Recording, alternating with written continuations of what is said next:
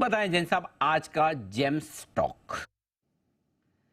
Yes, thank you Anil ji for giving me थोड़ा grace marks देने की आपने पूरी कोशिश की और इतने सेंसिटिव है, I really appreciate that. And अभी मैं स्टॉक दे रहा हूँ safari industries limited, safari industries India limited. और ये स्टॉक गजब का परफॉर्म किया। इनफैक्ट मैंने 29 दिसंबर 2020 को 525 के लेवल्स पे दिया था और 600 का टारगेट। उसके बाद मैंने कभी स्टॉक को कवर नहीं किया जेम्स में, और आज मोटा मोटी 3 साल हो गए उसके बाद कवर कर रहा हूं। तो देखिए रीजन है कि पहले ये ऑलरेडी नॉन स्टॉप चल रहा था, मौका ही नहीं दे रहा था नीचे आने का और एंट्री लेने का। इतना जबरदस्त जर्नी इस स्टॉक की रही है। और मैं इनफैक्ट 2012-13 में पहली बार इस स्टॉक को आइडेंटिफाई किया था, तब 300 रुपए के लेवल्स थे। So the stock is doing very well. Company गजब की ग्रोथ की है और इस सेगमेंट में भी रिसेंटली वीआईपी इंडस्ट्रीज की बड़ी न्यूज थी और उस दिन मैं शो पे भी था और हमने डिस्कशन भी किया था कि वो लोग जिस लेवल पे एग्जिट लेना चाहते हैं प्रोमोटर्स, वो वैल्यूएशंस देखे और उस टाइम पे आपने भी अनिल जी पूरा डिस्कस किया था। तो मुझे लगता है कि सफारी इंडस्ट्रीज की भी रीवैल्यूएशन होगी अगर वहां पे कुछ वैसा होता है। गजब के रिजल्ट्स दे रही है, गजब के फंडामेंटल्स, और जो प्रोमोटर्स का बैकग्राउंड है वो भी बहुत स्ट्रांग है। 2000 और काफी पुराने मतलब एक्सपीरियंस्ड प्रोमोटर्स है और 1974 से कंपनी कार्यरत है। 2011 में हैंड्स चेंज हुए थे। मिस्टर जेटिया, सुधीर जी जेटिया, उन्होंने टेक ओवर किया और 2012 से वो एमडी है।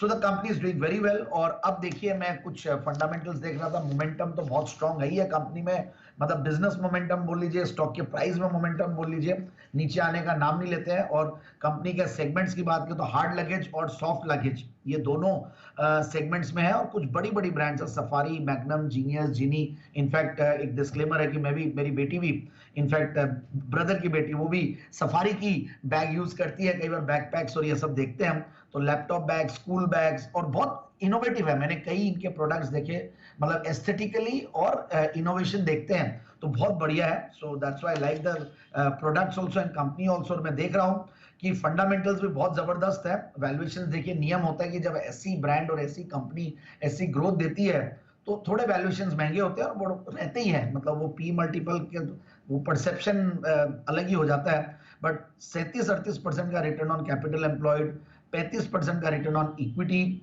और पिछले 3 साल में प्रॉफिट की कैगर है 60%, पिछले 3 साल में सेल्स की कैगर है 21-22%। तो गजब की ग्रोथ कंपनी दे रही है। और सबसे बढ़िया बात, और मैं क्वार्टरली रिजल्ट्स देख रहा था, दे वर एक्स्ट्राऑर्डिनरी। जून के क्वार्टर का रिजल्ट 14% की ऑपरेटिंग प्रॉफिट मार्जिन से 19% का ऑपरेटिंग प्रॉफिट मार्जिन। इनफैक्ट पहले ये 6%, 8%, 10% पे काम कर रही होती थी। और अब देखिए जैसे जैसे लीडरशिप और मार्केट शेयर बढ़ता है और कॉस्ट कंट्रोल मेजर्स पे ध्यान देती है मैनेजमेंट, तो ऐसा होता है कि 19% पिछले 3 क्वार्टर से 18-19% का रिटर्न ऑन मतलब ऑपरेटिंग प्रॉफिट मार्जिन, ये बहुत बड़ा चेंज है इनफैक्ट। और इसलिए प्रॉफिट्स के फिगर्स भी गजब के थे।